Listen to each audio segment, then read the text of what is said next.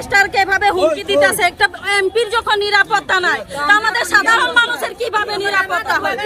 হ্যাঁ, আমাদের বাগানের অনেক কিছু এমপি, অনেক কিছু যে নতুন এমপি হয়েছে আমাদেরকে অনেক আগায় আগায় নিতে এসে, যে আমাদের পাশে পরিচয় হইতেছে, আমরা তাকে এমপিরা চোখেই দেখছি না, যে আসে হাত মিলাইছে, কিছু জানি না। আর সুমন ভাই এমপি হওয়ার পরে আমরা কথা বলে আমাদের পাশে যে আমরা রিংকোট দিছে, চাল দিছে, যে বাগানের মানুষ খাক, বাঁচে থাকুক।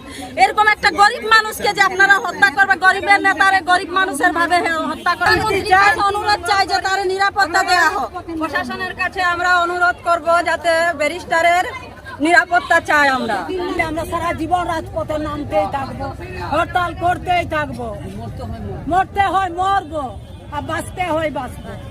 তবে যারা রাজাকার আছে তাদের কালো হাত পুরাই দেয় এবং জ্বলিয়ে দেয়।